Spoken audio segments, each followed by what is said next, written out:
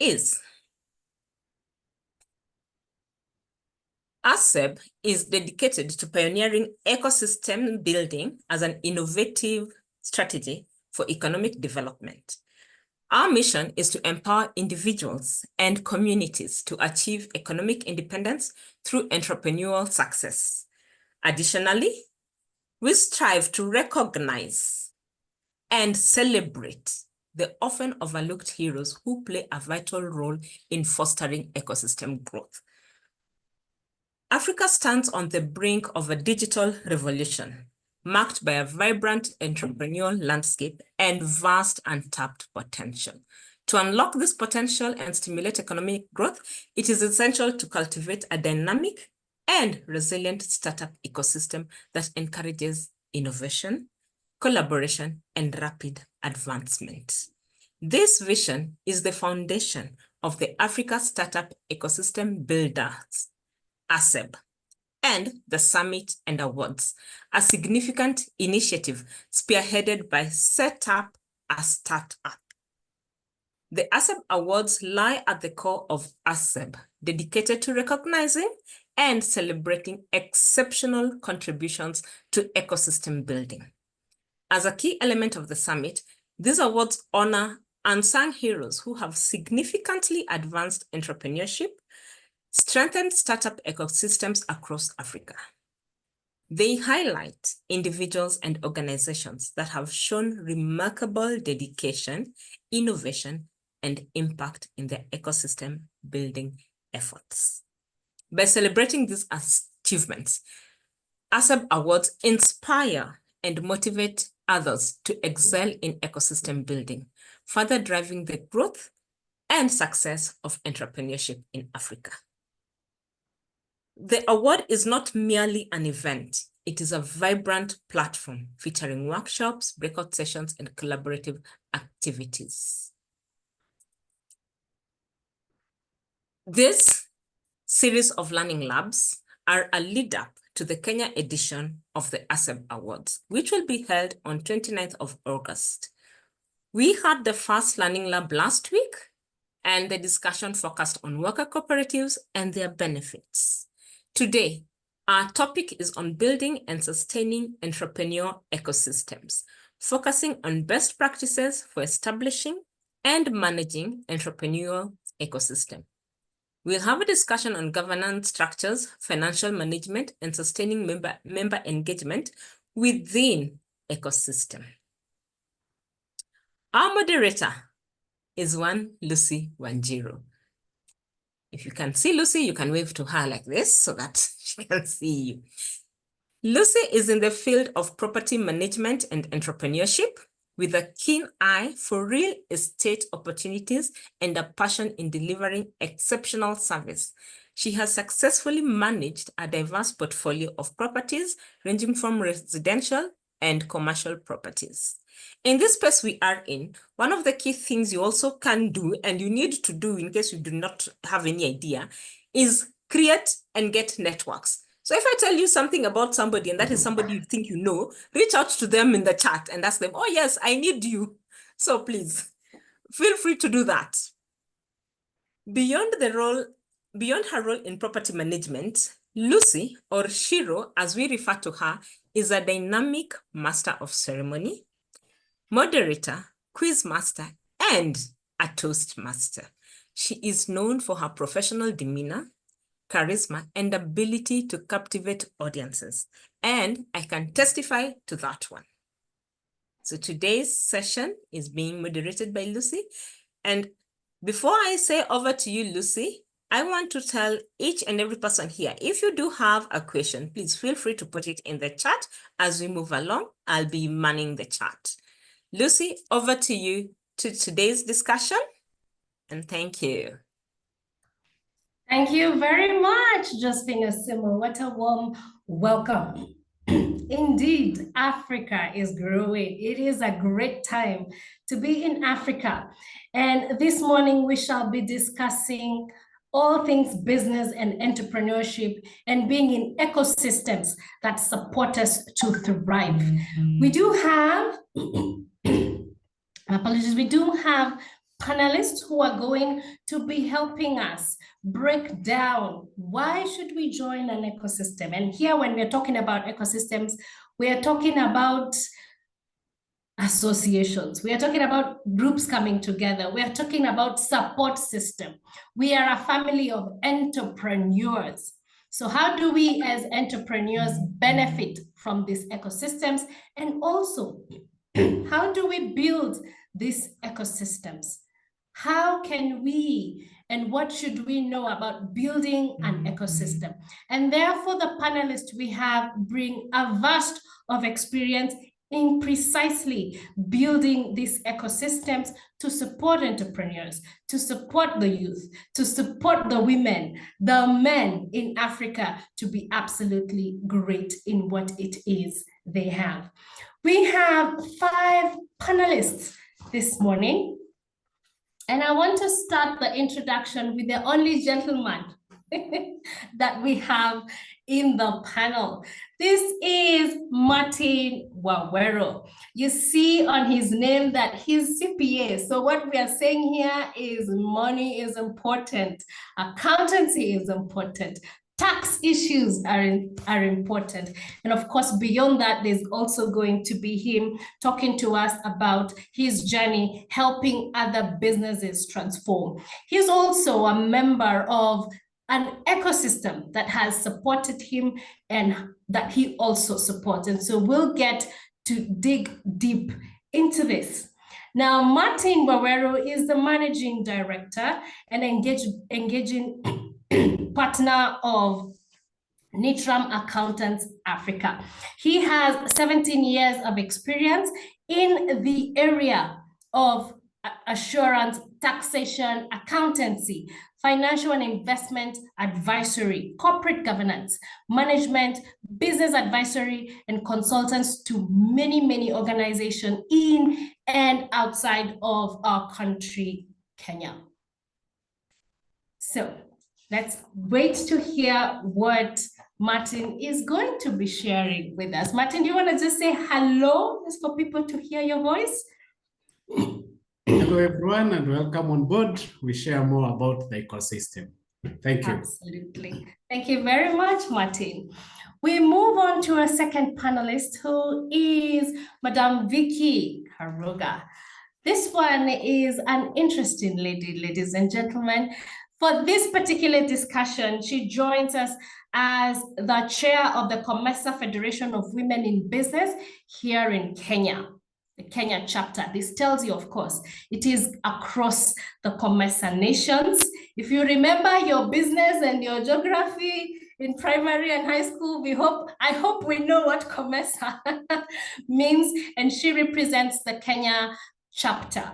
This organization was set up in 1993, and therefore they have supported women to create wealth in Africa for that much time, and brings a lot of experience in supporting women, supporting other ecosystems as well to thrive in this our very continent.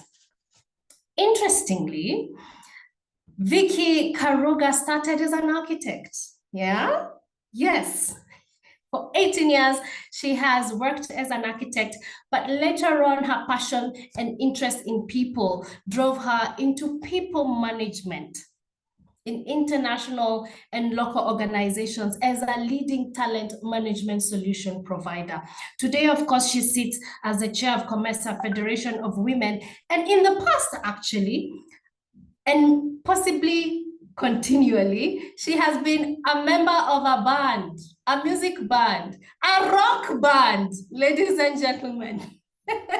So when you see her there, she can really drop a note on you, and a rock one. And you know, rock is special. It's beautiful.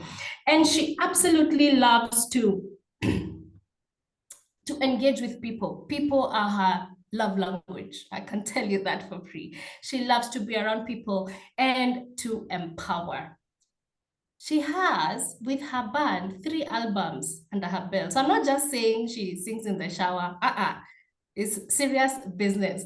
A very warm welcome to you, Vicky Karuga. Kindly just say hello for people to hear you. Good morning, everyone, depending on where you are. Thank you so much for having me on this forum, and I look forward to whatever the discussion brings today. Thank you very much, Lucy, for the warm introduction.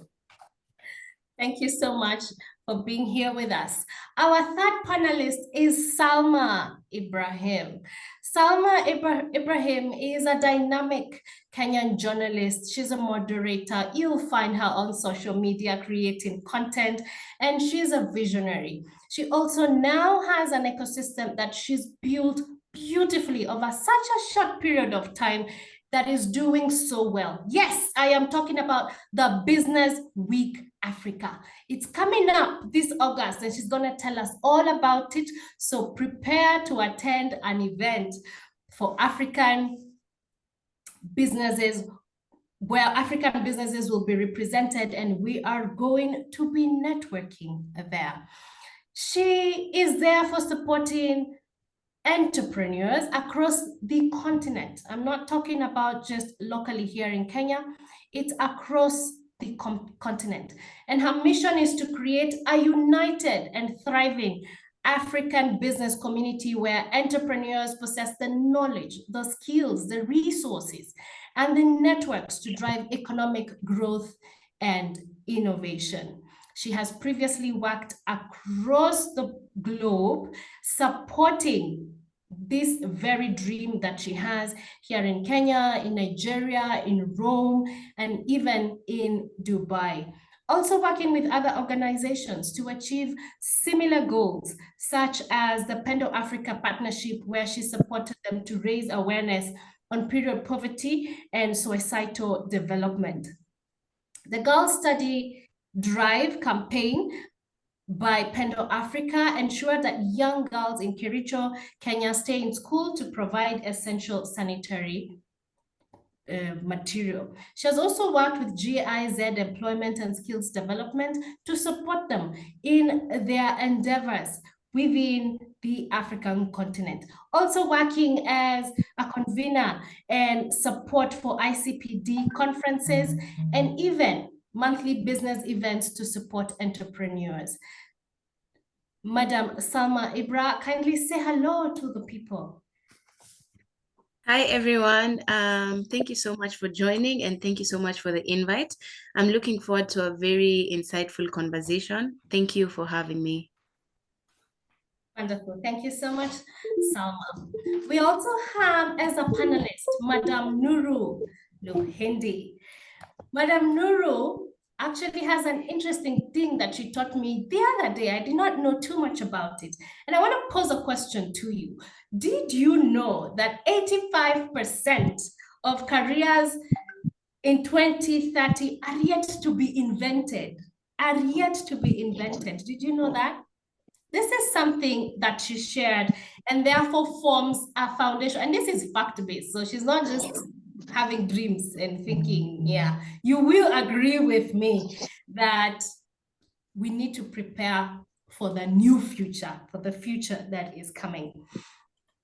And therefore, she's doing this by supporting children as well as youth to be ready to take on future careers in STEM, actually STEAM, what we call science, technology, engineering, arts, and mathematics. She strongly believes that the future is tech-ruled. Don't we all agree? The future is tech-ruled and is therefore training them to deal with societal problems using emerging technology. This is technology such as robotics, AI, 3D printing, virtual reality. She's gonna step further to start a school in Athi River. Yes, it's called Little Innovator School. Look it up. They have a wonderful website. And also works with schools to equip children with the same knowledge that she's impacting to the children in her school with the very skills that I have just talked about. And is therefore successfully creating a STEAM community within the country. In addition to that, that is the future. What is she doing now? She's supporting NGOs to help them in their training work as entrepreneurs. So NGOs that are supporting underprivileged communities within the African continent. She comes in to train and bring in capacity support in terms of running businesses. How do you run your businesses? How do you manage the money that the NGOs provide to you? We have Nuru Luhindi. Kindly unmute yourself and say hello to the people. Thank you very much, Madam Lucy, for the warm welcome, and welcome to all participants in this meeting. I look forward to a lot of sharing and learning together. Thank you very much. Fantastic. Our final panelist is Daisy Amdani. To the Kenyans in the house, she will not be a stranger when you see her face. Daisy is the founding trustee and executive director of Community Advocacy and Awareness Trust that we call Crown Trust. She's in governance, development, and women's rights. She's a women's rights enthusiast. She's here to empower women in areas of governance, in areas of political awareness, in economic awareness and empowerment.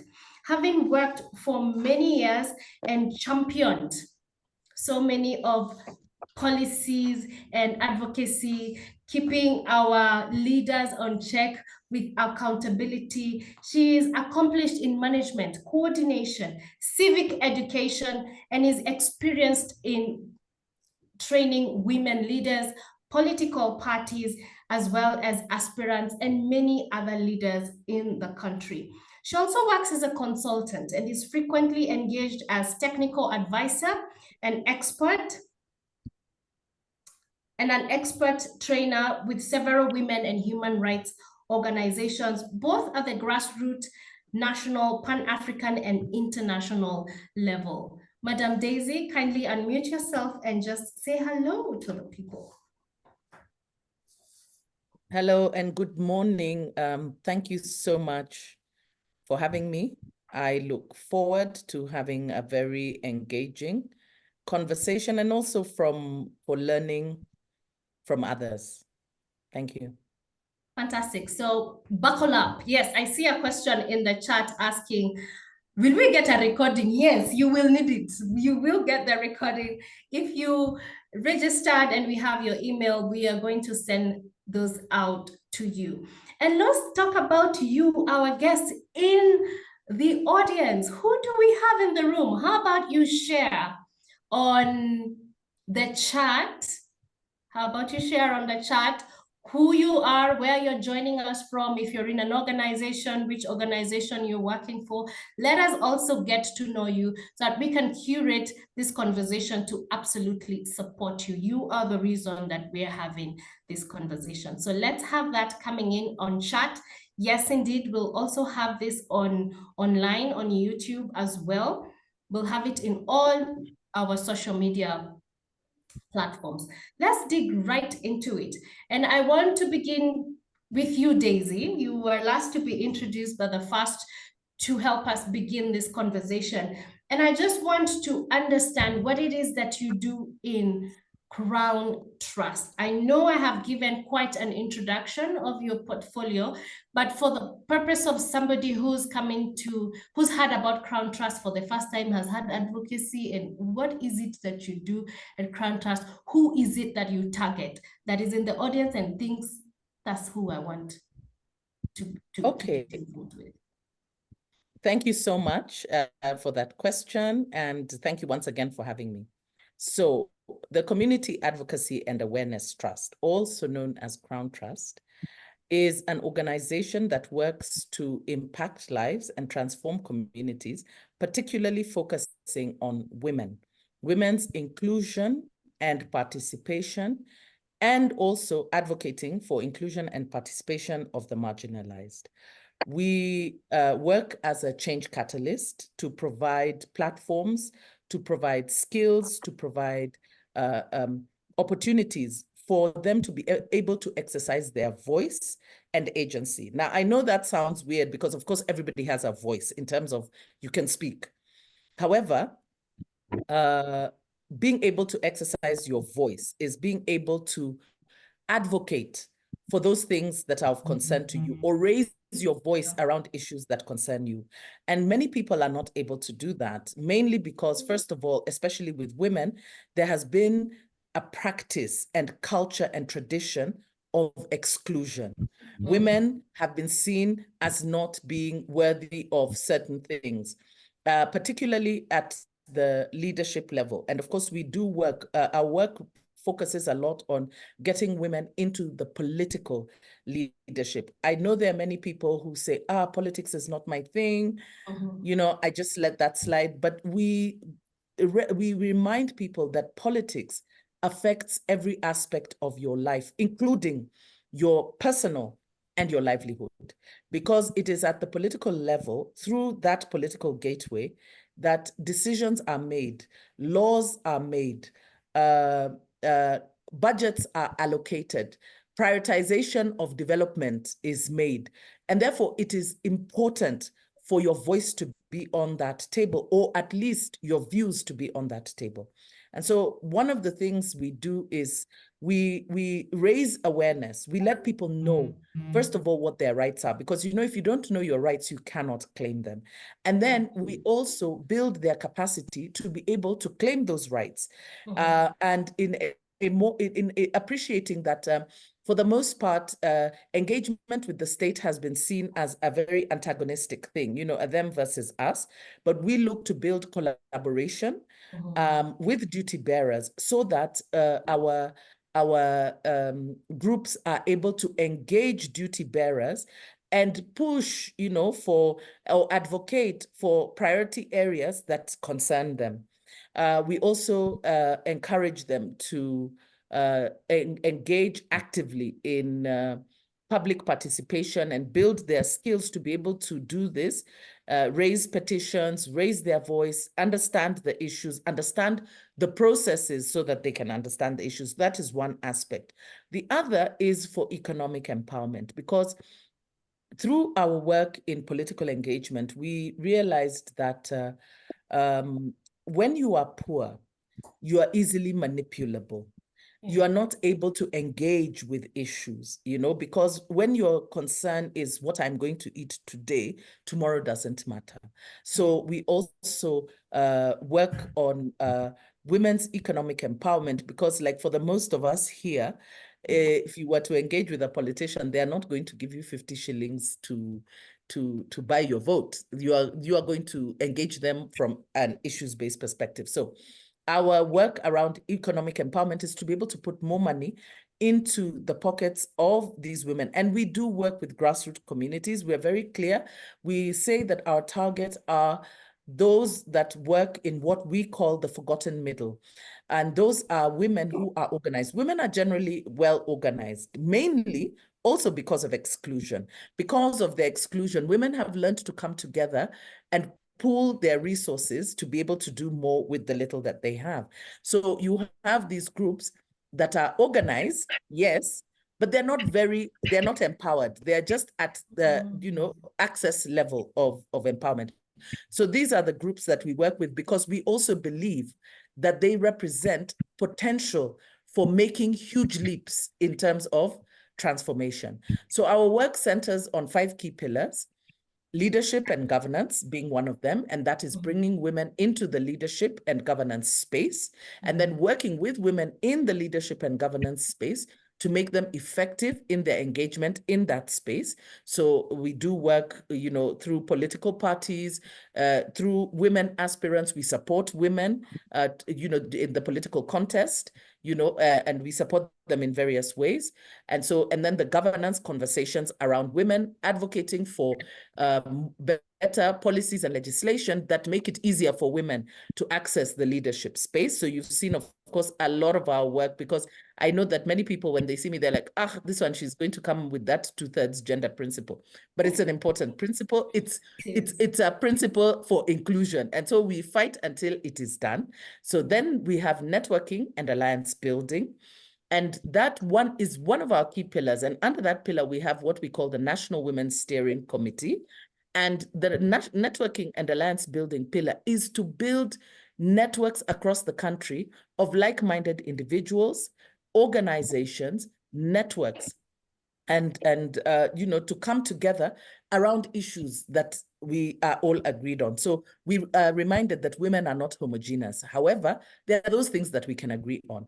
And we've agreed that economic empowerment and political empowerment are two areas where we are in agreement. So the National Women's Steering Committee works on that. And so we build the capacity of our members. You know, we have many activities under that networking and alliance building pillar, but we also work to bring in other groups that will help us achieve our goals. Then we have information, education, and communication. That is the IEC pillar, where we develop knowledge products, which are shared among our membership, and they're available to anyone. So we also have a learning management system where you can access and, you know, you get information. We make information available because one of the things that we've discovered is a lot of people are not able to do things simply because they don't have information. There's a lot of opportunities out there. So through our IEC pillar, we bring this information to you, but we also use it to develop knowledge products that can help you build your skills. And then the other two pillars are our internal pillars, you know, where we work on our own institutional capacity to be able to deliver on the, you know, for the expectations that our people have. And then we have the socio-economic pillar, where we work on issues around climate and the environment because of its implications on women and livelihood, right? So the socio-economic pillar, and then also advocacy for socio-economic rights. So I will stop there. Over. Wonderful. I love that, that it's mostly around the women and it's raising, I'm sure the lessons cut across, because of course, when you educate a woman, then you educate a community, and it's about raising. And I know when you talk about politics not being, it is not for us, but lately, particularly this year, we understand, especially in the country, this Kenya, that it is our business. If we need to get into it, and it is our business. And right at this point, I want to bring in Vicky Karoga, because we're talking about women empowerment, and this is your core, helping women in the Comesa region with economic empowerment. And I want to understand, what is it that you do, and how can we as women plug in? So thank you, Lucy, for this opportunity. And it's been very interesting listening to Daisy and all she's doing. I know you look at women and we're like, that political space. So I'm really amazed. And they take such courage to push that agenda, and I'm maybe volunteering for something. So Good. Because I feel we have come to the age where, and I think I was talking about this with Lucy, was it you yesterday, and saying we have been so competent, but we have not had those courageous conversations that now we need to have things changing. And I guess that has really resulted in a lot of the status quo that we see. So Comesa was actually, the Comesa Women in Business function was actually formed by a woman of courage. And she was a Kenyan, she was called Catherine. And she was put at Comesa to head a desk called Gender. Okay. So from the desk of Gender, the first thing she said, we have to stop paying lip service to this women agenda thing and just giving us a small desk, just so that, you know, the organization can say we are dealing with matters, women. So from that humble beginning, she fought a lot. I think you should invite her to this session. She would really give a lot on some of the history that has gone on. There's been very many brave women who've come on board to just make whatever is happening here possible. And so Comesa Women in Business was born. It was first called FemCom. And the main agenda was to link the women across the 21 member states and see how they could do business together. As everyone knows here, women actually do a lot of business. And yes, they organize very well. In fact, I think the stats show that if you think about the big giants, that's how I like to look at it. They are made possible because of all the small little players that we have. I mean, if me and you didn't make our 100 shillings, 200 shillings, wouldn't be buying the airtime of 10 bob that is required for Safaricom to make the giant profits it makes. Correct. Yeah. So the thing is, then how then do we support these women who sometimes want to cross, just want to cross and go to Uganda and get like some shea butter from there, or something or the other. But then they cross. But then Yes. women, even Somalia women cross. They cross. They go. They do business. You're just wondering, how did you get here? They got there. But as again, Daisy was also alluding to, it's just at that first level of business. So there's so much in terms of you can't scale just from day to day, to move just a little bit to empower you to getting more efficient in your operations. Efficiency kills a lot of businesses. Operations kills a lot of businesses and prevents them from growing to a little bit more potential. So it was formed for that reason. And the first thing, of course, is always capacity building. I think the place of training can never be underestimated, because awareness is sometimes everything. And if I educate me today, wherever I am, it means that my daughter, who is seeing me doing things different and learning, will have a different way of doing it. So it's not just for today, it's also for the people, or the people that who are becoming our mentees and who are looking up to us. So we started for that area, for capacity building, for trade linkages. So we have different chapters. We have several success stories. Our mode of operation is very simple, actually. You will find we do business between the chapters. And sometimes it's as simple as someone saying, I'm looking to bring something into this country. What do I need? You call a chairperson there. It can be that simple. But at the same time, COMESA does offer some trade barrier relief, that women need to know about, and we assist women who want to trade in COMESA to be able to take advantage of what is already there and establish their businesses in the COMESA region. In that trade linkages also, we established a trade fair. It's been running for the last 5 years. The first was in Malawi, where our headquarters are. And in this trade fair, again, it's all about business linkage. We try and also tackle issues of interest to us. The last trade fair, the main thing that we wanted to talk about was the AFCFTA framework and how women can take advantage of it. It's a big one right now. And I think another big one that is coming is just the smaller one, the one for East Africa, SADC, and I think COMESA as a trade bloc. So for us, we're focused on the region. If you're a woman looking to scale your business across the region, or just looking for some linkage, I have some women who all they want is to be able to source a raw material or ingredient from another country, and they're looking for someone trustworthy that they can speak to. So that's on the business linkage. In Kenya here, we operate just on 3 pillars. We say meet. Can we have forums where our members can meet and exchange and share ideas again and learn from each other? And then the second pillar for us is trade. What opportunities can we give to trade with each other? And currently, we're also looking for associations that we can also partner with, so that we can form trade events, and such like things to help our women generate wealth and then grow. So capacity building. But it's just a woman who's just starting her business. What does she need to know? We're also trying to tire the women. I don't know whether it's tires, put them in different levels because they all need different things.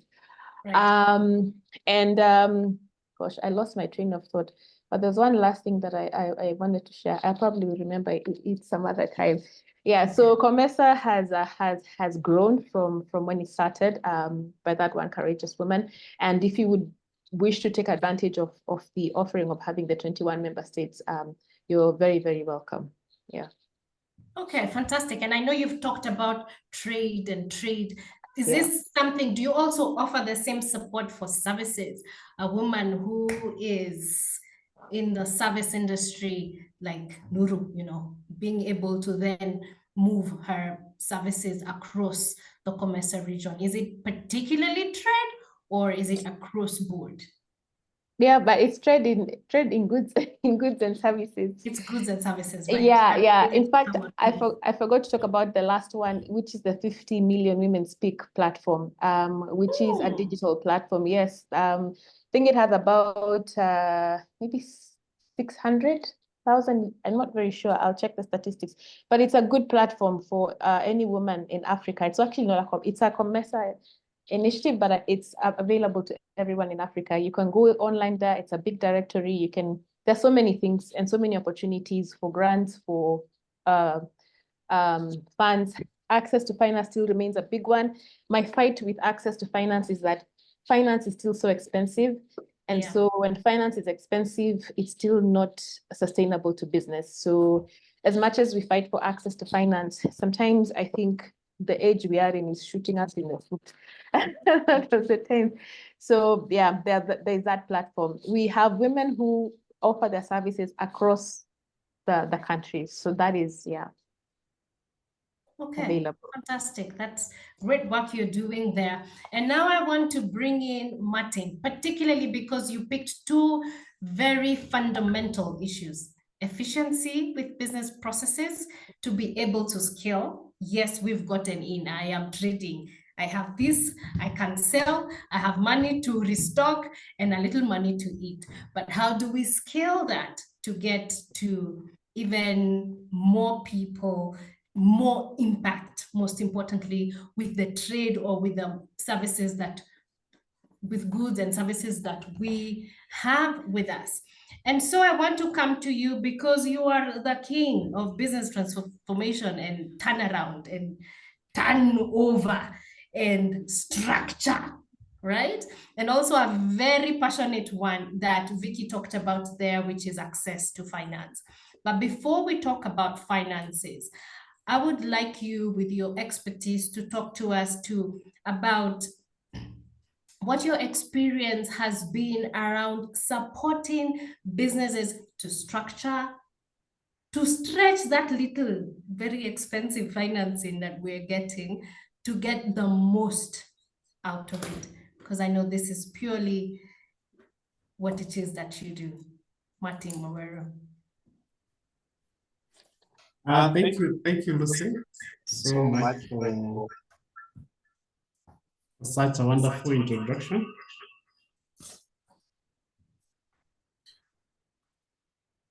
Am I clear? Yes, you're clear, but I think you're also on another device, so there's an echo. I'd suggest that you log out from the other device.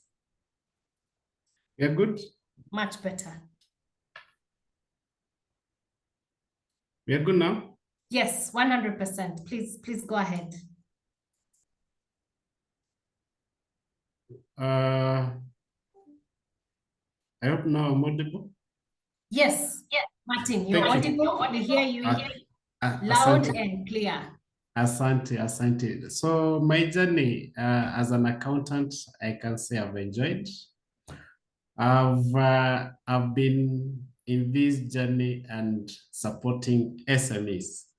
Right. I've seen small startups to the journey of where we talk of the large taxpayers position. Oh, wonderful. But then how do you do business matters a lot.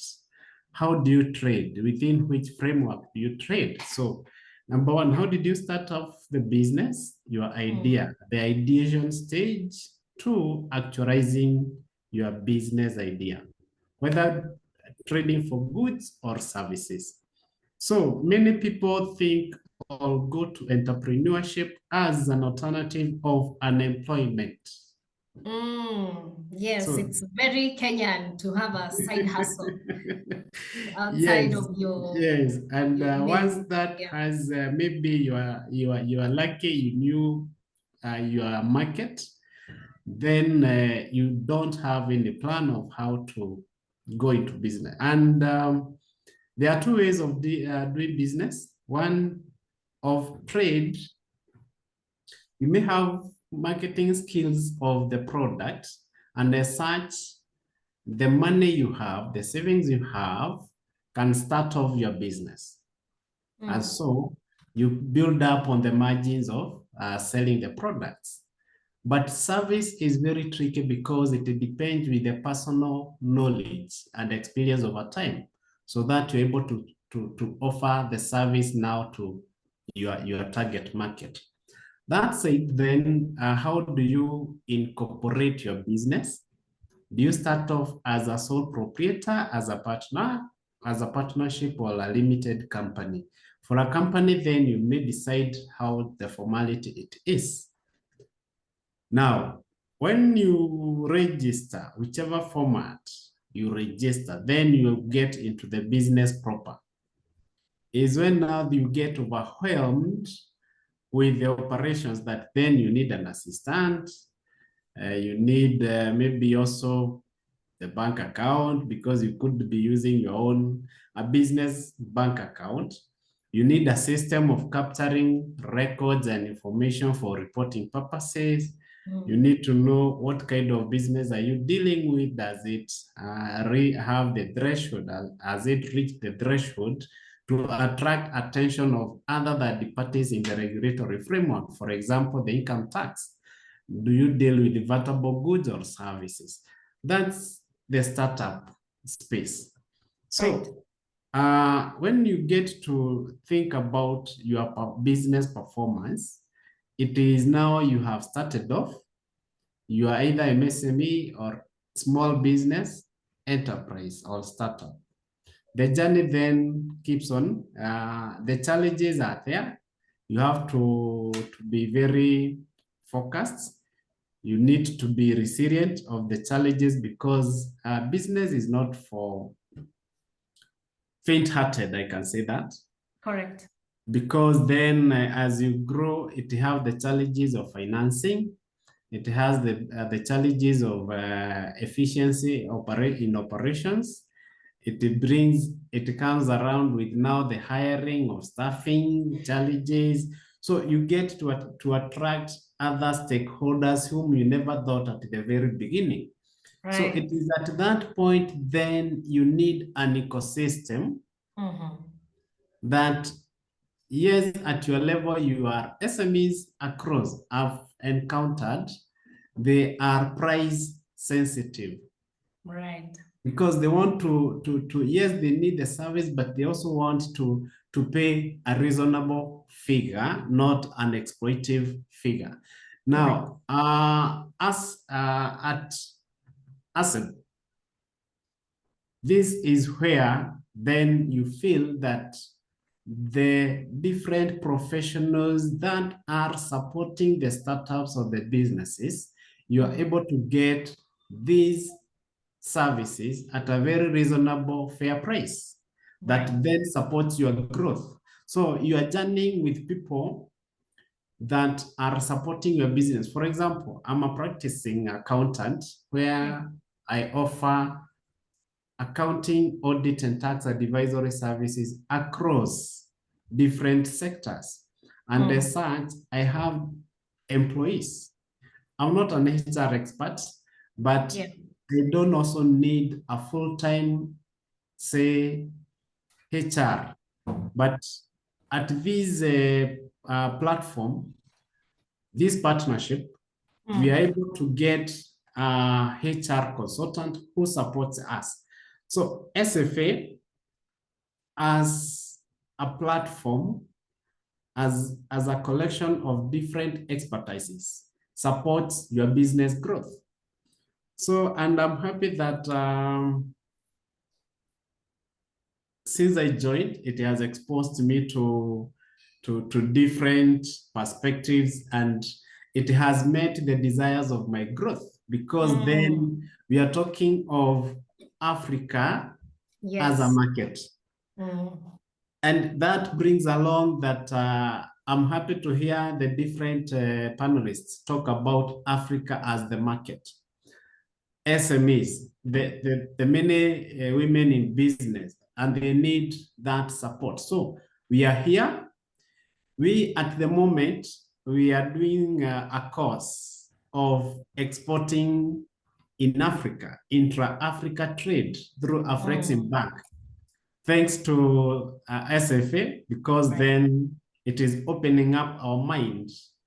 And this goes far, because even as we talk of youth and employability in our country, as NITRAM, I have had a challenge of training the accountants to plug and play. Oh. Yes, so we have a program called Graduate Accountants Skills for Employability. So this one, it is in a way aiding or facilitating or empowering graduate accountants either become accounting, become finance, and CPA finalists to know the very basics of being an accountant. And you, and as an SME, you need at a minimum a bookkeeper to maintain your records so that you can be able to evaluate the business performance. Because at the end of the day, the bottom line, why are we in business? In the private sector, it is to make a profit. How do you know that you're in profit position? It's by proper bookkeeping, and then accounting, and then financial analysis and reporting. So we are training graduate accountants as a way of even supporting this big ecosystem of entrepreneurs. So ladies who are in business, you need an accountant, talk to Nitram. How do we do it? We work with them for a program of 8 weeks, where then they are taught how do you support an SME to reporting. This program further that we are doing on intra-Africa business or trading, we also saying that the graduate accountants are not for Nairobi, they are not for Kenya, they are for Africa. So the COMESA people in that platform, and now AFCFTA has brought it up, has now combined everything. So the member countries, I was just reading in the Business Daily, there is now 54, there's an organization that is looking even to the funding of the SMEs in the 54 African countries. So where will we bridge the gap of financing if we are not in an ecosystem like this one?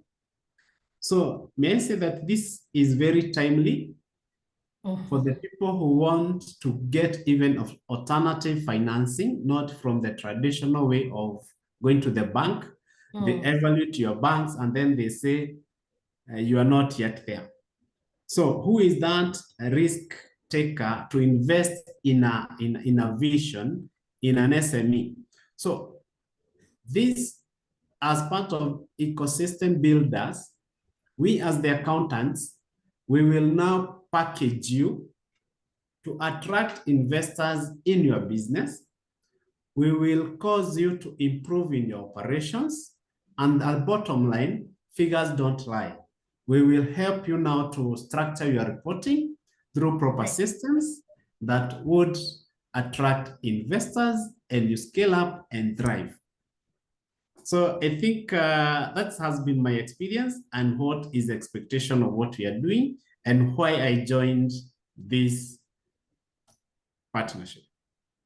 You know, Martin, you have served us an entire meal, right from a starter to the main course and even to dessert, because you start your journey in employment, right? You start your journey and your training in employment. And then you see an opportunity to work with businesses, SMEs and startups, and you venture into Nitram, where you're offering these services. While you're there, because you told us very nicely earlier on, you know, you start nicely with registering your business, you decide, is it a company, is it a sole proprietorship? Then you get in and you realize, I need to do marketing. I need someone to deal with following up with customers. I need someone to deal with operations, the everyday emails and follow-ups and dealing with the small team that you have. Then, now I need to get these people even faster. Then you join an association. In this case, is the SME Founders Association based here in Kenya. You get so much impact that you yourself see an opportunity to create an ecosystem, such as precisely that, to then support accountants who are fresh graduates from school, to then make them ready for that organization where once you get in, or as an employer, you are not starting from basics. They understand what is expected of them. When we are talking about reporting, when you're talking about bookkeeping, it's not what they learned in school, it's what is working on the ground. Very true. Very true. Yeah, so you have laid for us a foundation, built on it, and it's wonderful. And this is why we are holding these conversations, to understand that it takes your idea, it takes what it is that you want to bring as a solution, and it also takes the ecosystem around it to then support you, be it financially, be it systems, be it marketing, what all this that then come around you. So thank you so much for bringing that to light. Sometimes we don't start with the end in mind. You start, and when you get in, you start to see,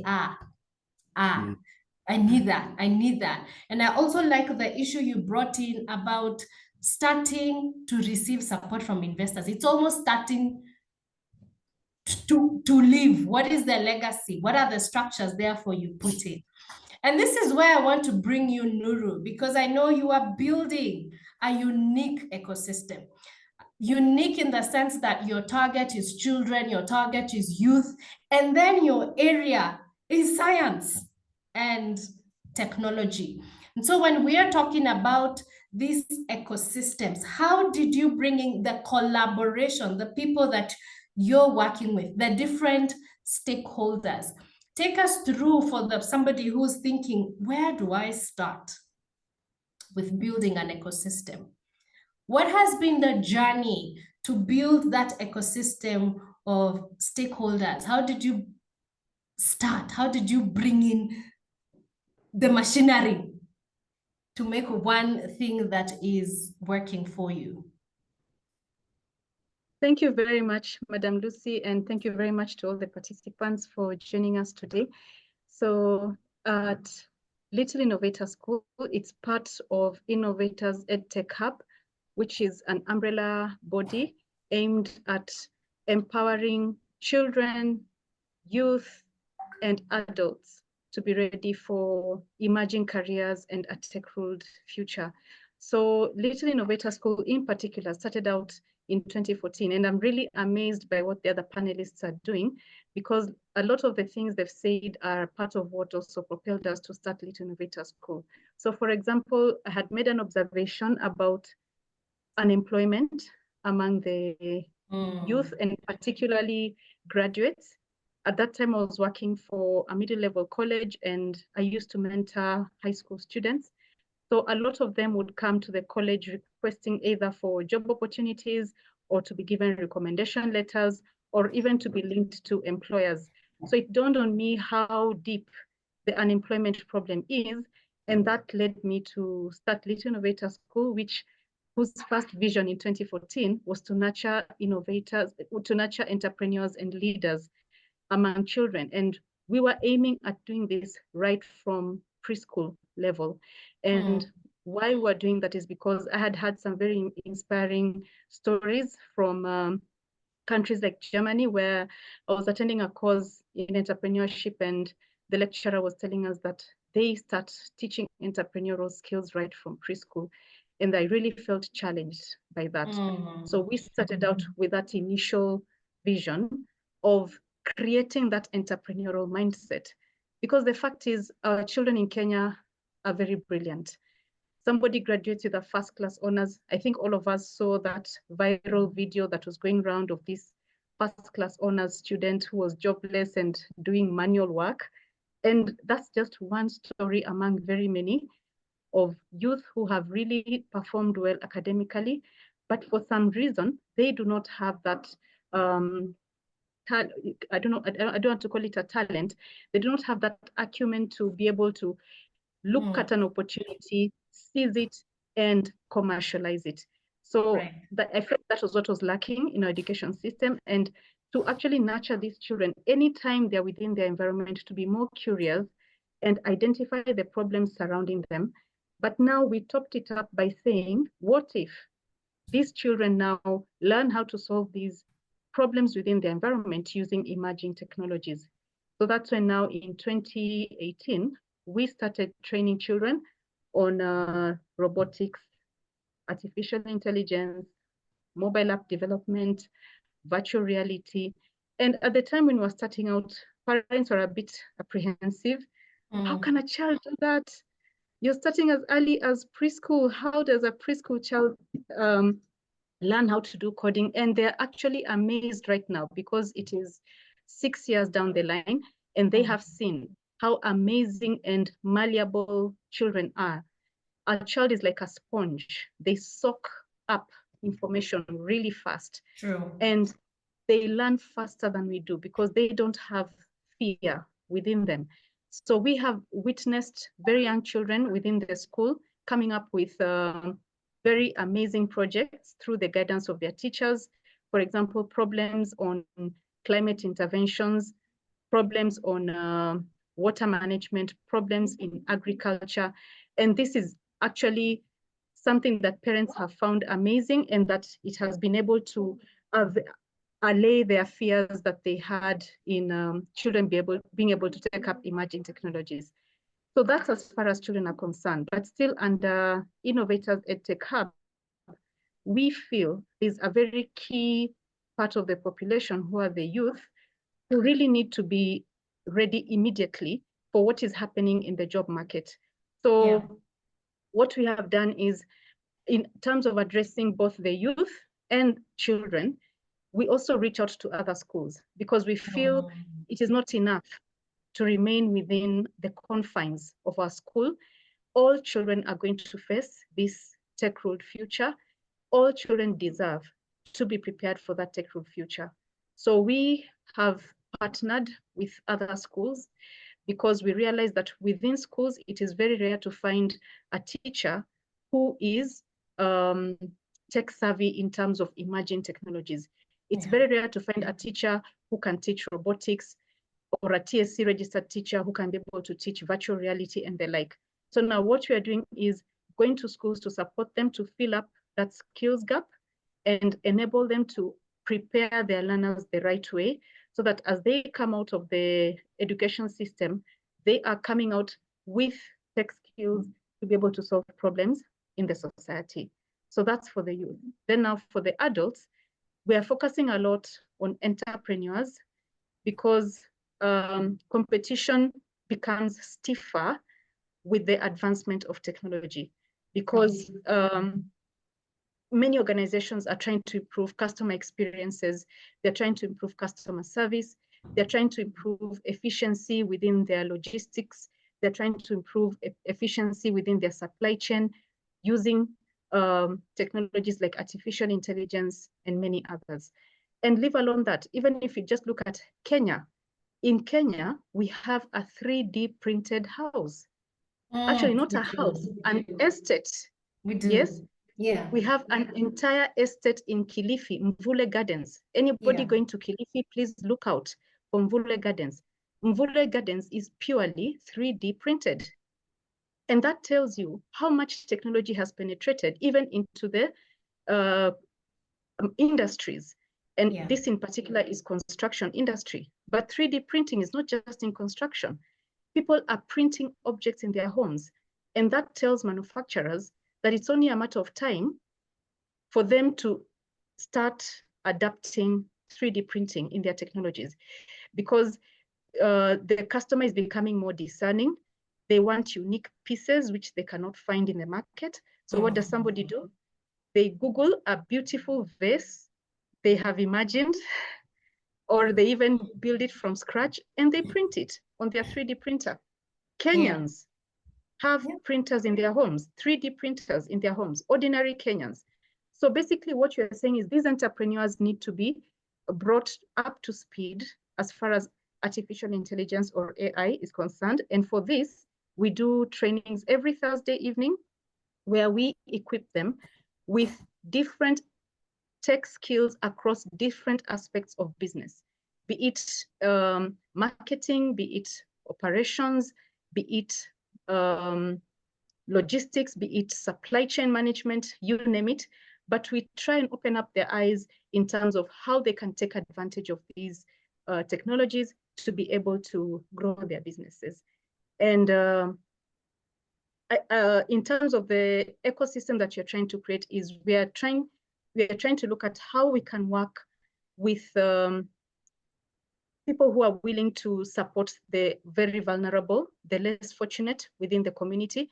Because as we say all these, as much as we're going to conduct camps or boot camps or training workshops, there's that child or that youth whose family is struggling to put one square meal a day on the table. Yeah, so true. This parent will not think about training their child in robotics. They're looking at the basic essentials of life, being able to provide a meal for their family. And for this reason, we try to look out to foundations. We try to look out to philanthropists. We also try to look out to people who are basically out to empower the community to support us so that we can be able to go to these slums. We can be able to go to the orphanages. Currently, we are working with some few orphanages through sponsors from individual sponsors. But if we can get more structured sponsorship where we're able to go, say, to like 2 or 3 schools in a slum area, and we actually go and free of charge, we train those children to prepare themselves for the future of work. Because what we witnessed when the computerization age started in Kenya in the late 80s, early 90s, was massive job losses because people are not computer literate. Now we are going into a similar era. We are in the 4th industrial revolution. Now this is no longer about computers. Almost everybody right now is computer literate. This 4th industrial revolution is about AI and other technologies. So if we are not careful, God forbid, we are going to create a huge digital skills gap. And the only way to avoid that, and also to avoid increasing poverty levels, is to empower those children and youth in the rural areas, in the slum areas, so that they too can be able to participate in an emerging economy. Thank you very much, Madam Lucy, and back to you. And thank you so much for sharing that. I will come back to you on what the impact you have seen with especially the Tech Hub, what you have been, the impact you've seen from the youth that you have been able to train, especially around what it is that you're doing. And you are absolutely right. The world, Africa, we need to catch up, because already we are buying our children toys and we are hearing that these toys are being made by children in China, right? As part of projects that they're doing. So they're already little entrepreneurs. I don't know if they know that we are buying what it is that they're doing in school. And definitely there needs to be that shift to support the changes that are happening in the world. Thank you so much for you. You know, I already knew about you, what it is that you're doing with the young children. Now, I did not know that you're looking to go deeper into the grassroots where they are not able to pay for this kind of education. A question of inclusivity and equality, bringing across all the children. And that's absolutely brilliant and beautiful. Thank you so much to you, Nuru. But I want to come to Salma. And Salma, you're not the last to speak by mistake, and it's not intentional. It's just that you have started something not long ago. You are about 2.5 to 3 years into what you're doing, and this is holding the Africa Business Week, right? With an event coming up very soon, this month that we're in. And with all the inspiration we've seen with people building ecosystems, I believe this is a seed that was planted from being in an ecosystem, just as we have seen with Martin as well, being in an ecosystem and realizing there's something we could do for others that has been done for me, right? And what I want to know from you, because it's sometimes you think about doing something, yes, you have the idea, but starting and going on and moving to the level where you are now, having held 2 previous events, is what I want to know from you is how you attract, how do you market, how do you attract partners and members to participate in the Business Week? And what strategies in the recent past have you found most effective in growing this idea that you have? Right? Yeah. So thank you so much for that. I'll do a brief introduction on exactly what Business Week Africa is, and then I get to answering. So my name is Salma Ibrahim. I'm a journalist by profession, by the way. So I've done journalism ever since I cleared university. But then when COVID hit, everyone was home and we were all just trying to think about hobbies that we can go into and all that. And I wanted to start a business with a friend of mine called Ahmed. And very quickly into trying to get into entrepreneurship, I realized that being a journalist, I have zero knowledge on how to run a business, because there were so many things that were coming up. So number one, how do I pay my taxes? How do I make sure that a customer is a returning customer and not just a one-time customer? How do I understand the policies that are used to run the businesses? How do I even attract those customers? There were so many questions around this. And coming up with Business Week Africa was just a way of me trying to learn how to do business better. And one thing I usually tell everyone is I'm the biggest beneficiary of Business Week Africa, because at Business Week Africa, what we offer is knowledge, skills, networks, and opportunities for entrepreneurs to just learn how to do businesses better. And just going on the journey of learning how to do business better, I wanted to now take other people on the journey with me, because every time I was inquiring from even people who are in business and people who are in idea stage trying to get into business, there was always hunger for knowledge. There was, oh, okay, when you find that out, please let me know. Or when you find out how to do 1, 2, 3, 4, 5, please let me know how to do it. So I realized very quickly into it that so many other entrepreneurs across the people that I knew also were hungry for knowledge and skills, just trying to understand how to do businesses better. So that's how Business Week Africa came along. We were Nairobi Business Week at first, but then when we did our first ever event, so doing the events was just a way of bringing other entrepreneurs together in the same room and just learning from each other, just trying to understand, okay, how do you do this? This is how I do this. So how do you do this? How can I do this?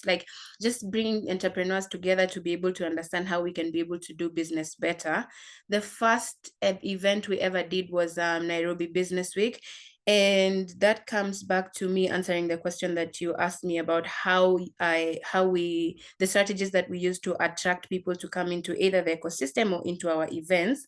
The first thing when it comes to attracting people to come either to your event or to join your ecosystem, whether it's an association, whether it's a membership club, I think the first thing that comes to my mind is the value you're offering. So the first thing is just trying to understand what value exactly am I offering the people who I'm telling to come and buy into my service or my product. So understanding the value that you bring to the table is very important, because that's what you're going to be offering people who come and buy into your idea.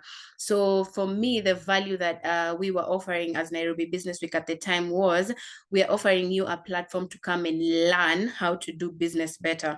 So gain the knowledge and the skills that you need to be able to run your business, and in turn, just be able to grow the revenues. So that's the first thing that I would speak about. Just offer value, understand what value it is you bring to the table, and after you understand it, that's what you use to present to your potential target audience. The second thing is, so I come from a generation where our concentration span, I really don't know why, but we have a very short concentration span. And most of the time, if you want to drill information into some people in our generation, you have to be able to create activities or things that they can do that are very engaging and that are interesting to them. So just trying to understand what ways or what activities can I build that would be attractive enough for the people I'm trying to attract to come on board. So if it's for the events, what activities are we doing in the events that would be very interesting for people to come in and join, and what value are they getting from it? For example, in our events, we usually offer masterclasses and trainings, yes, but after the masterclass or the training, what we do is we have physical activities that people are able to engage in to just be able to engage in, to be able to apply what you have learned during the session. For example, when we are maybe teaching about content marketing, we usually advise our attendees to come in with their products or a representation of your service, so that we can be able to, after learning how to market your products or your goods through content marketing, you're able to create that content using the products and services that you offer. So if you're selling maybe phones, we tell you, please come with the product that you have, and then after you go through the masterclass, you're able to actually create the content on ground. If we're talking about strategy, immediately after having your strategy session, you're able to sit down with fellow entrepreneurs and come up with strategies that you will use after. So right there and then at the event, right before there you and then, leave. Yes, after the masterclass, Nice. they're able Okay. to have like very engaging sessions where people can be able to just do all these things physically, just for them to be able to apply whatever it is that they've learned during the session. So the second one is just creating activities, or engaging things that the people in your community or the people attending your events can be able to do, so that they can be able to practice whatever it is that they're learning and just be able to grow. And then the third thing that I would like to speak about when it comes to also attracting and just keeping people in the ecosystem is value exchange. So when we are together in an ecosystem, understanding exactly what you do and exactly what the people in the ecosystem do is a very good opportunity for them to be able to have value exchange and collaborations. So for example, in business, you're told when you go into business, you hire your weaknesses. So that's the same thing that we adopt when it comes to now collaborations and value exchange within the members of the community. So when forming collaborations, it's also understanding what value you offer and what weakness it is that you have in the business, and then doing value exchange with members who are able to offer you things that you're a little bit not weak in, but need help in. For example, if you have people in your ecosystem who are very, very good in legal, you can be to do value exchange with people who are very good maybe in marketing or communication. You're able to do value exchange. For example, in business, one of the biggest problems that we have is financial. So when an entrepreneur is like, okay, me, I don't have a legal team because I don't have money to employ a legal team or anything. You have a legal person in your ecosystem, and the legal person maybe is looking for, how do I market my business, because I don't like my knowledge in marketing is a little bit low. So that value exchange of being able to say, me as Salma Ibrahim, I'm very good at communication and marketing, so I can be able to do marketing for your legal firm while you offer me the legal support that I need for my business as well. So value exchange.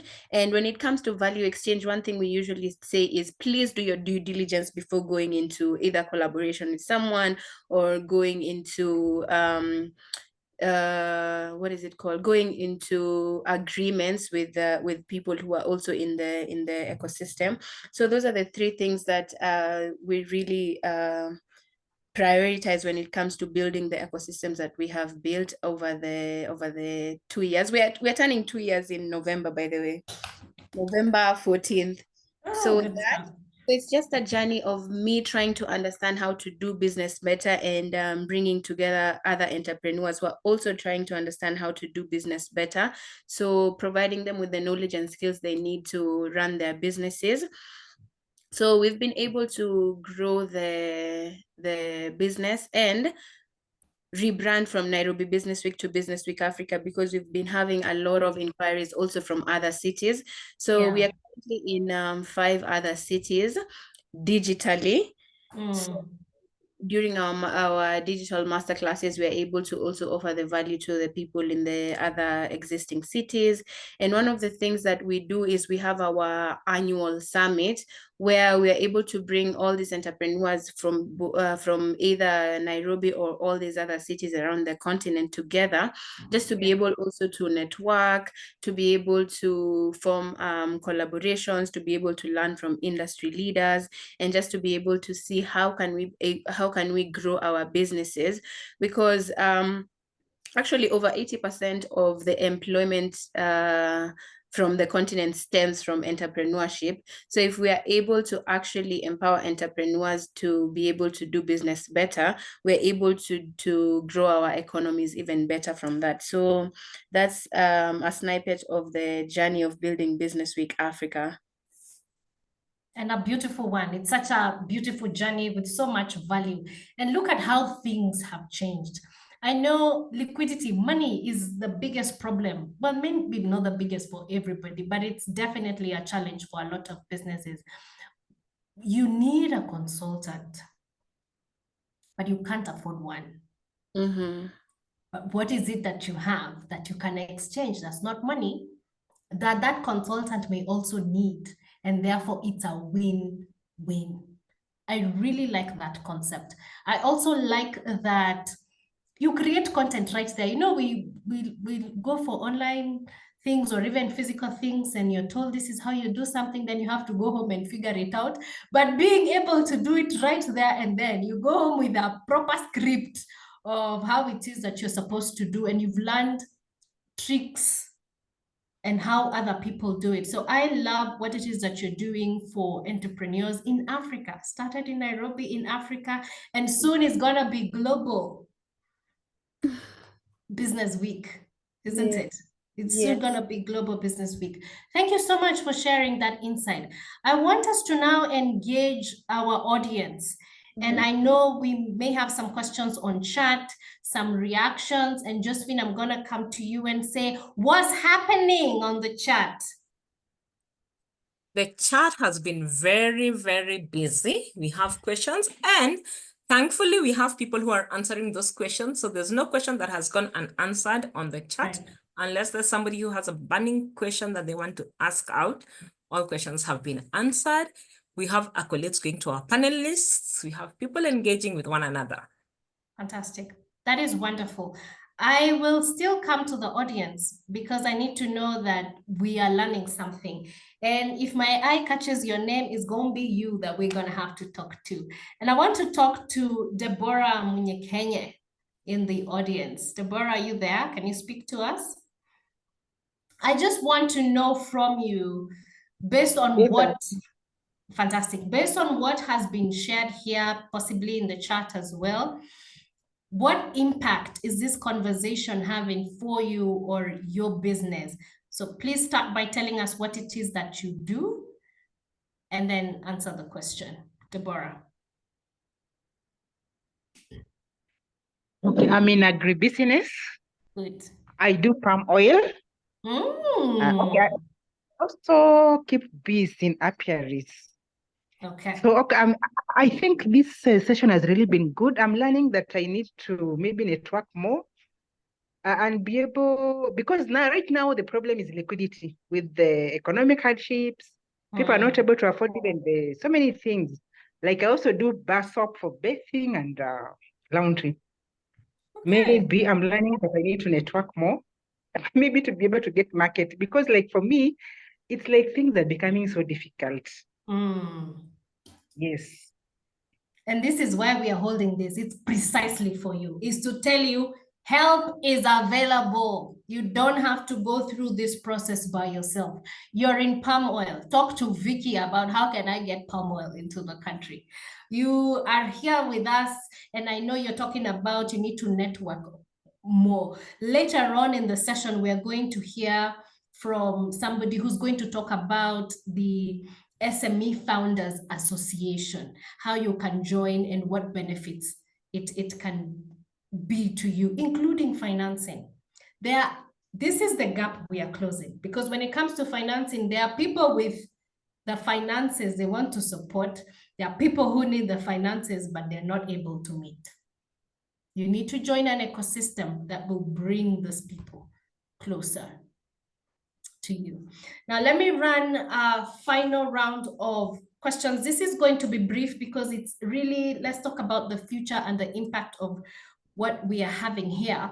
And I would just like to come back to Vicky with COMESA and talk about the future of entrepreneurship. What are the opportunities you're seeing that COMESA can provide to people? I know I saw on chat somebody was asking about the 50 million platform, and I believe you shared it, but talk to us about the opportunities you see in this ecosystem for entrepreneurs as well as other ecosystem builders in the room this afternoon. Okay. All right. Thank you very much, Lucy. With all the work that is happening in the country, with just the capacity building, both in terms of training, both in terms of helping organizations get their their business right, giving access to market, it means that we're going to be having a significant growth when it comes to entrepreneurs. And I think it was Salma who said 80% of employment is really entrepreneurship.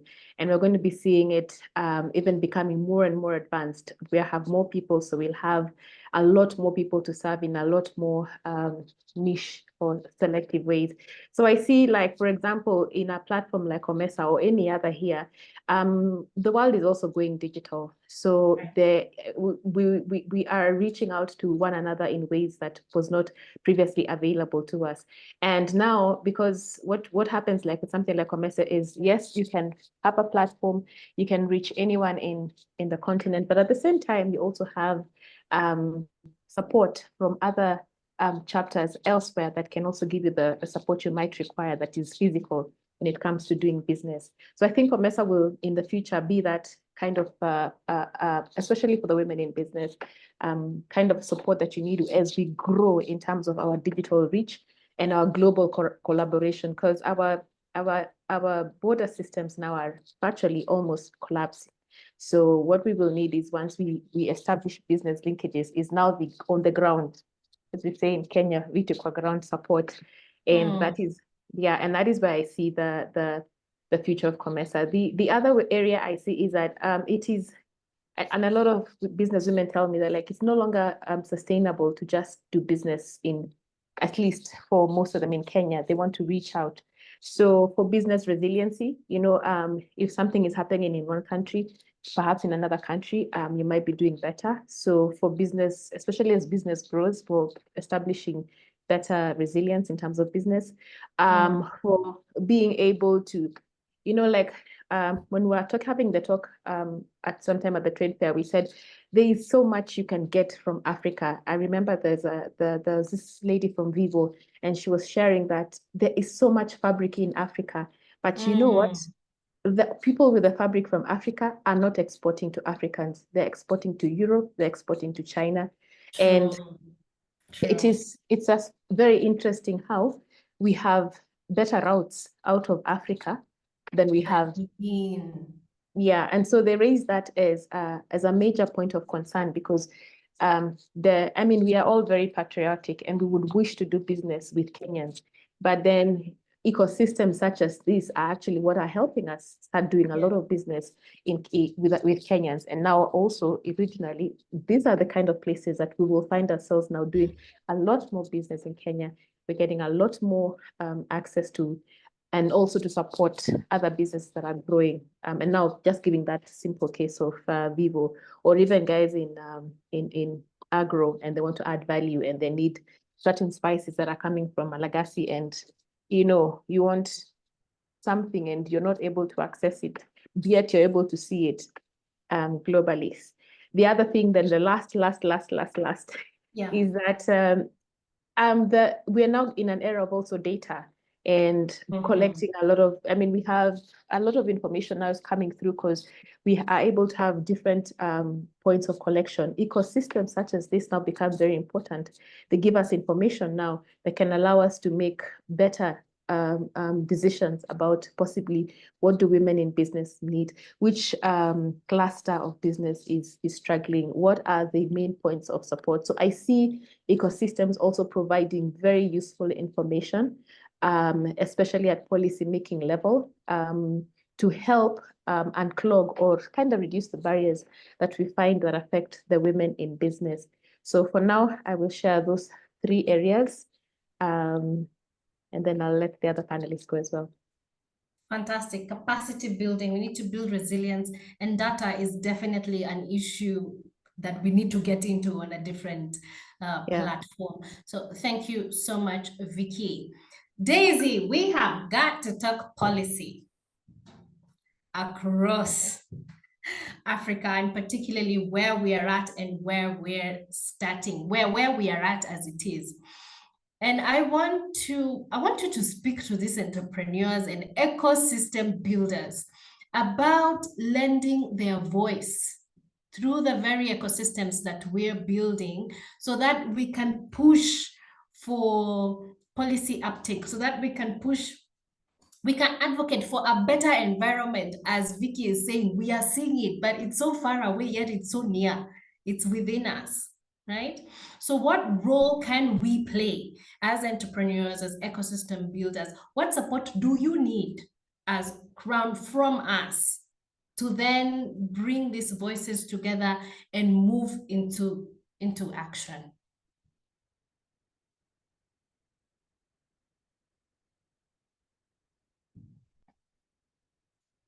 I think Daisy may have dropped off.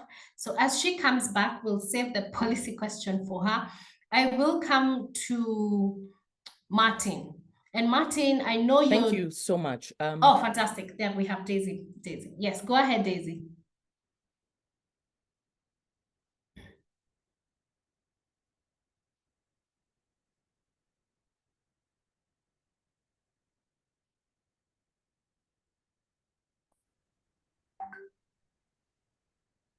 All right. Hello? Yes, Daisy, we hear you now. I am so sorry. No worries. You know, I was telling you earlier on that we've been having issues with the internet. Yes. Although it hasn't really played up throughout. I mean, I've been able to hear very clearly. So it's curious that it begins to act up when I'm coming on. Yes, so I think that it's important to let people know that the policy environment is very, very important, because we must remember that the law itself, the law is a tool for change, for social change, to bring about new practices, to bring about new actions and everything. So, and it starts at the policy level. So one of the things that is very, very important is policy advocacy that is informed by research, right? I think that research and development is critical to being able to unlock the potential that lies within the sector. And for me, of course, I'm looking at women. You know, when I talk about that, I'm looking at women, because when you talk about, like, you mentioned about the textile industry, whereby you have producers who are exporting to other countries, but you will find that the framework actually makes it more profitable for them to export externally than it is to import for us to utilize our goods. And that goes to the kind of policy frameworks that we are putting in place and the kind of laws that are being put in place. And so people must not frown on policy advocacy. And we must engage our duty bearers to create for us that enabling environment. Even when Vicky talks about COMESA, those issues, the issues that make it difficult for cross-border trade, for countries that are operating there, you will find that a lot of them are tied to either practice, so that you will have some of them are those non-tariff barriers, you know, corruption, things like that. But also you will find it is laws, incompatible laws, right? So it's important that we carry out research. Now, one of the things that we have done as as Crown Trust and the National Women's Steering Committee is we have established a platform. It's called the Women's Economic Forum. And one of the most important thing, about the Women's Economic Forum is, number one, when we look at we look at each year, it's an annual event, but each year we look at the critical areas facing women and the economy at that point in time, right?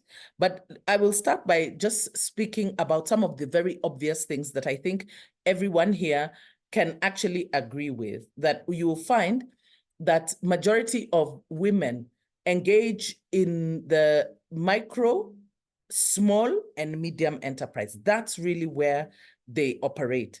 And you will find that in those businesses, over 400 MSMEs are closing annually, right? And you'll find that, statistics show that either they are wholly owned by women or they're joint partnerships. But some of the issues, and I think some of them have even been mentioned here, lack of access to finance, and not just finance, but affordable finance, right? Because Daisy, we cannot hear you.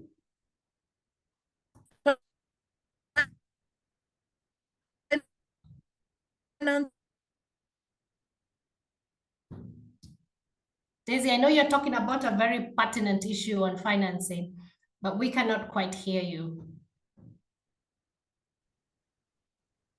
Can you hear me? Now we can hear you. So, hello? Yes, we can hear you. Now we hear you. Maybe you can turn off your video. Can you hear me now? Yes, we can hear you now. So you left us as... Yes, I've turned off my video. Yeah. And I know you were sharing something Okay, important, but the last thing we heard clearly from you was the issue about... Where did...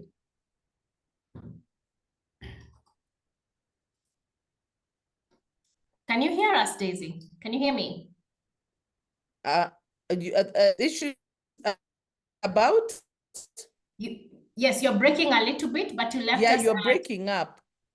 Oh, I'm breaking up as well. Okay, so you left us as where MSMEs, about 400 MSMEs are closing annually.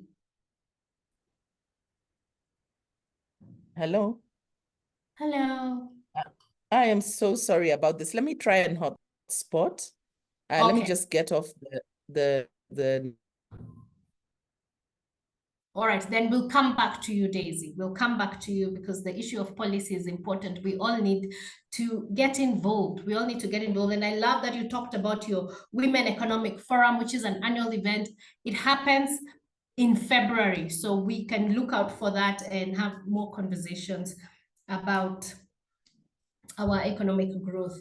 Let me come to you, Martin, and talk about the changes that we anticipate to see in this entrepreneurial landscape, and particularly talk to you about what your expectations are being a member of an ecosystem that has already supported you so much. What do you look forward to being part of, in this case, SFA, which is SME Founders Association?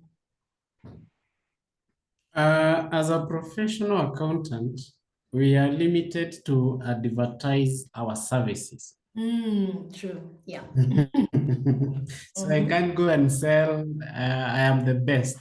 Yes. It is out of my practice, quality of work, after sales service, add value, my value proposition to the different clienteles that makes a repeat business, and being on top of the emerging trends. So like now I am, there is this 54 collective. It is formerly Founders Factory Africa. I have also seen something to do with the finance financial sector deepening, which is also looking into giving quite a huge amount of money to SMEs. So I'm here, and the bottom line of everyone who starts business is to make profit.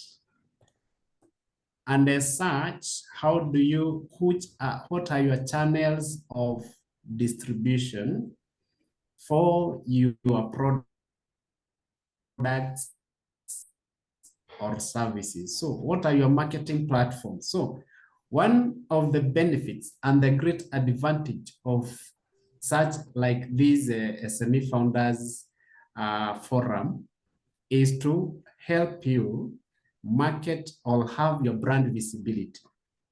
And as such, as I said, for me, I'm not looking at Nairobi or Kenya as the market. Right.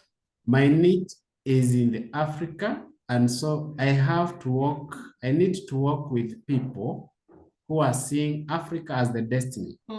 So beyond Kenya, so beyond the boundaries of Kenya is where we need to offer our services.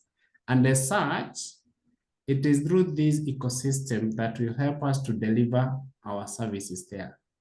So one of the greatest advantage of being here is to have a channel of distribution of our services.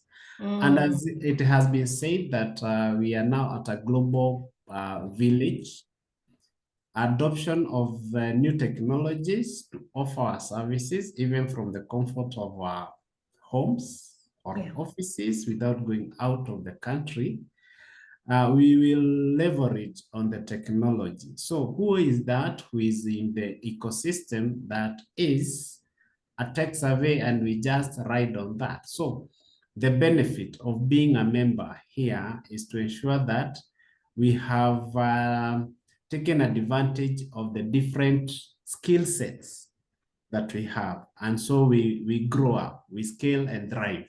So that's the reason for me to see the support system for our growth. Right. The support system. I hear you on brand visibility. Maybe this is a policy issue we need to also look at for professionals, right? Why can't they market themselves? We are absolutely pressed on time, and I know there is so much we could still talk about and so much we could still benefit from. But I just want to ask this one last question. And this, Nuru, I'm looking for a story to close. And for me, I know you have done a lot of work around this, but what you're doing is so unique and yet so necessary, right? And I'd just like you to share a very short story. And I hate to do this with panelists, to restrain them to share what it is they have to say.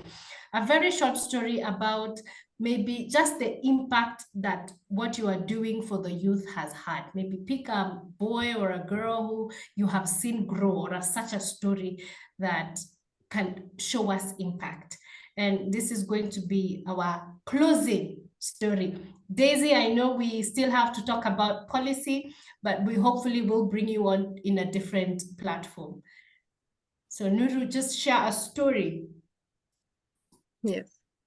Okay, thank you very much, Madam Lucy. And my story will revolve around the very children that we have been nurturing within the school.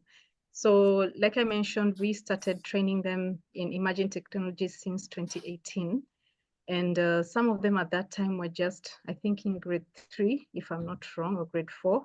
And we have come to a level whereby right now, these children are actually able to train other children in technologies.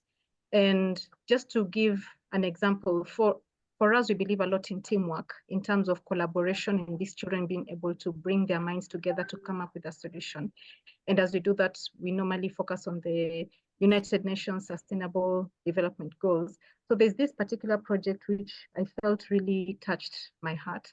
Yeah. These were children from grade 4. I'll not give like one specific story, but like a group story. So these were children from grade 4 to grade 8. And at some point, they came up with 2 projects in 2 different periods. One of them was a prototype of a smart irrigation system. And the reason why they came up with that prototype is because they were looking at zero hunger, which is SDG number 2.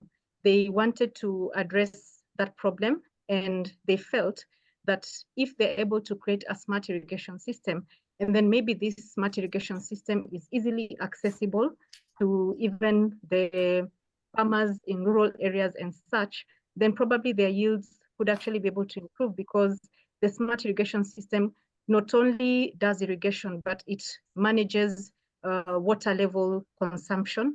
And another very interesting project that they did was coming up with a smart weather station, again still revolving around zero hunger, where they feel they need to support this farmer to be able to tell the kind of weather parameters that they should expect, or the kind of weather parameters that are prevailing, so that they can be able to be in better control of their planting and harvesting and so on. So for me, I feel we have a lot of potential as a country in terms of, like Madam Salma rightly put it, the value exchange, because one enterprise may not have the finances to be able maybe to support the less fortunate, but probably they could come in and offer very much needed services in ensuring that the children in the orphanages and in the slums are also able to rise up and thrive in a tech-forward future. Thank you very much. Fantastic. I mean, wonderful. I cannot thank you enough, my wonderful panelists, for the knowledge, for the wisdom that you have shared here. Salma has an event coming up, so please follow the Business Week Africa on the socials. It's happening in August. I hope to see you there. It's going to be impactful. We also have Nuru, who's running a holiday boot camp. Yes, children have closed school, so go onto that website, call the number there, and there is a boot camp. You can get your children started as soon as today. Yes, as soon as today. A very warm thank you to you, Daisy, for sharing everything that you have shared today. Daisy, in addition to everything wonderful she's doing, she's hoping to come up with a national identity for Kenyans, right? We know it's Masai Shuka, but does it represent Kenyans 100%? And now she knows where to get the fabric right within the continent. And because it's just about lunchtime, if you want to get Daisy's attention, just get her some sweet potato and some terere, and you will have her right at your desk doing whatever it is that you need her to do for you. Thank you so much, Daisy. When we come to you, Vicky, of course, she's a musician, and that's fantastic. Thank you for sharing this huge, I mean, you've just opened up our minds to, yes, now we are talking Africa. We're not just talking about where it is that we are, and there is a platform for the same. Thank you so much for the work that you're doing. Salma.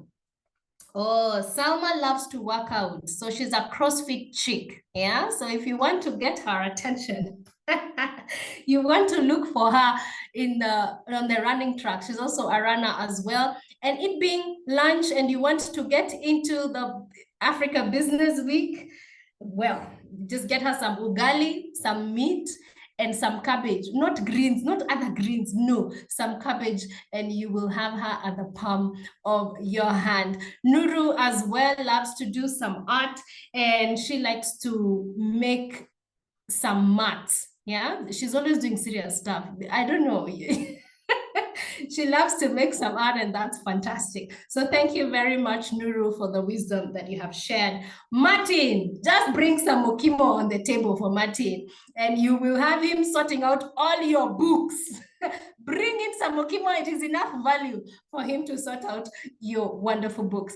It's been a great pleasure. Let's continue this conversation on chat. Do follow on the social media platforms. And now I would like to hand this over to Josephine, and also thank you, our wonderful audience, for being absolutely wonderful. And I know we've gone way over time, but I would like to think it was for value, right? It was fantastic, and it was for value. Over to you, Josephine Osumo. Wow. All right. I didn't know that an hour could go so fast. And I think this is 2 hours in, and we have done it. Thank you so much, Lucy. Thank you so much to all our panelists. We have been educated, we have learned, and most especially, we have made connections and networks. If you haven't made any connections, please figure out how you can do that right now before we close. I have written notes. If you aren't writing notes, I don't know what you are doing in this forum, but please make sure that whatever it is you have had here is something that will be of value to you. Before we move on, there is a poll that is just about to be launched for your feedback in order for us to be better and learn in the process of bringing these topics and discussions. We need your feedback. So just take a minute. There are not very many questions. There are 4 questions. Just take a minute and just respond to those questions. And as you're doing that, I want to recognize the presence of our ASEP partners. I saw Kevin Ayaba somewhere in here. Thank you so much for joining us. I'm not sure if there's anyone else, but that is the person I saw. Thank you. Our host for this edition of ASEB, and by this edition, I don't mean today, I mean the entire panel that is running this month up until the awards, are SFA, that is SME Founders Association. And in a short while, I want to call upon Soni Anangasa to tell us more about SFA. Soni, over to you.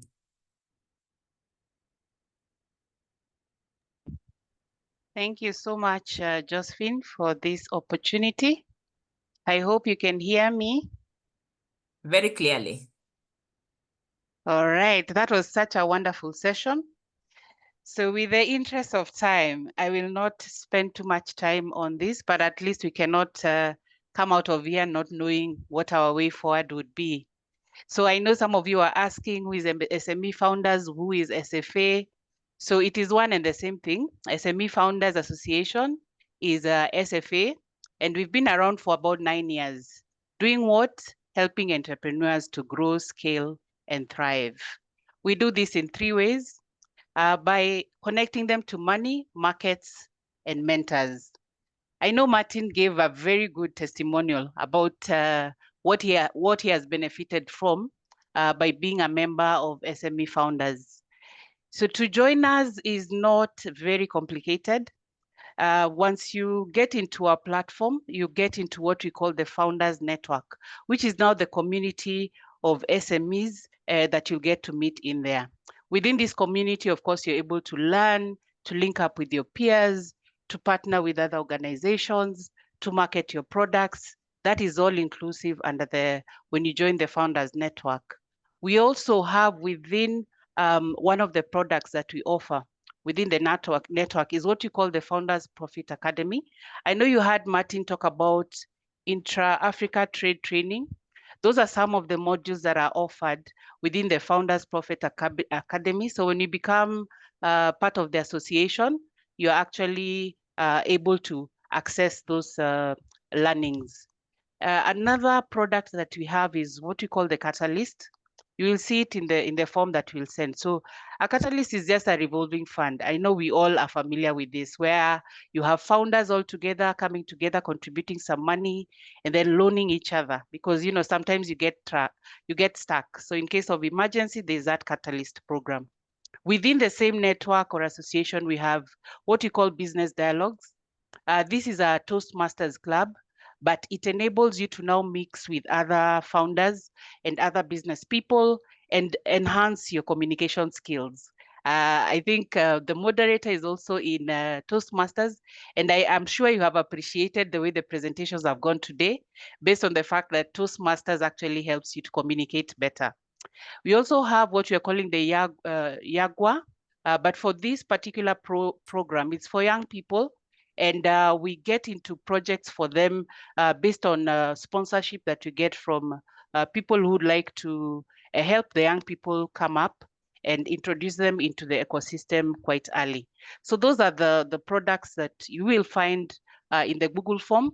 Please, when you're filling that form, let us know where your biggest pain point is, so that when you're having the conversation, we'll be able to advise you on what works best for you based on your your challenges.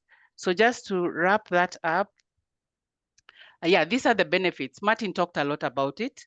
Brand visibility. If you're struggling in any area, we have experts in most of those areas. So you have a pool of human resource assistants for you. Product interaction. When we have our sessions, you're able to talk about your product, sell it to the founders. You get advertisement space in our socials. You also have product penetration and brand alignment. Part of that as part of that package. So quickly, how do you join? It's as simple as, with as little as 5,000 for an individual SME.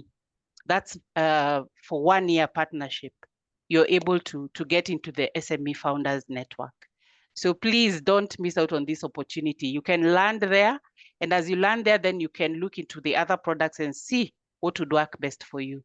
So in terms of, if you want to come in with, let's say, about 3 of your employees, the investment there is 25,000 Kenya shillings for the whole year. So you see, it's not that complicated. We have seen here, even from most of the speakers, that you don't want to walk this journey alone. And the fact that there's even this forum just makes it very, very, possible for you to walk the journey with many people in this journey of entrepreneurship. So I'll post, after this, I'll post this form again, kindly for all those who have attended the webinar. Let's fill this and then we'll get in touch. I'll also post my contact on the chat. Unless there are any questions, I think that is it from me. All right. Thank you so much, Sonny, on that short one. And let me just say, if you have not yet joined SFA and you need to do so, make your way quickly to the chat and click on the connect card that Sonny has shared. We are at the end of today's session. But before I tell you about what is coming up next week, I want to remind you of something that is also happening at the same, not at the same time, but next week. Let me see if I can share my screen. Yes. Can you see my screen?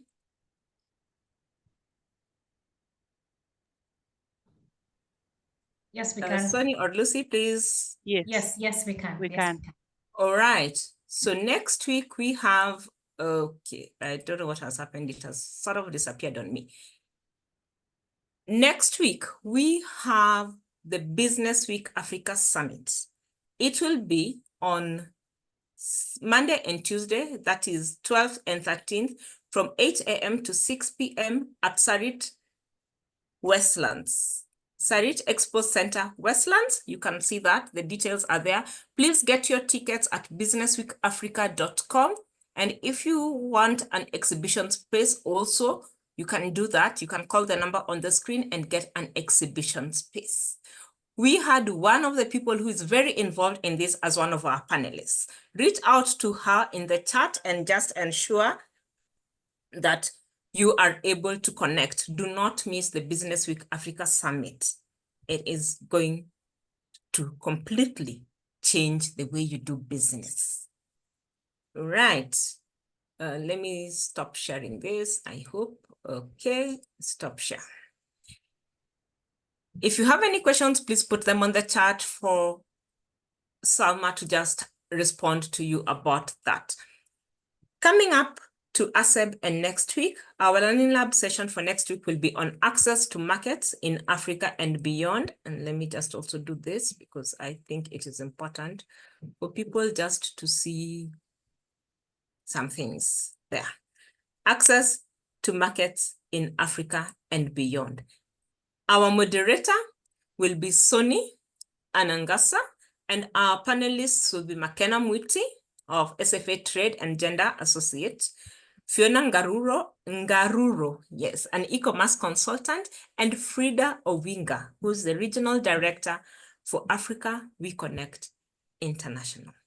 They will be focusing on strategies for African entrepreneurs to access global markets through e-commerce, trade facilitation, and collaborative networks. Today, we have been told about ecosystems, about policy, about finances.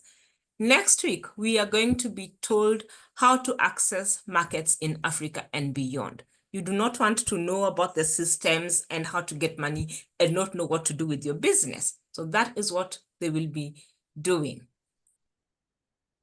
I hope to see you all next week at the Learning Lab.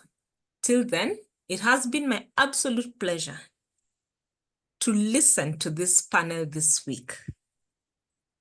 And the panel moderator has done an absolutely amazing job. Thank you all for coming. Our apologies for running out of time. We will ensure next week we keep to the time that we have put. As long as the conversation is this interesting, we might not do that. But I have learned something significant, and I hope that you too have done so, and that it will move you a step closer to where you want to go. Till next week, my name is Josephine Osumo, and I'm the convener of the ASEB Learning Labs series. Have a good afternoon and be safe.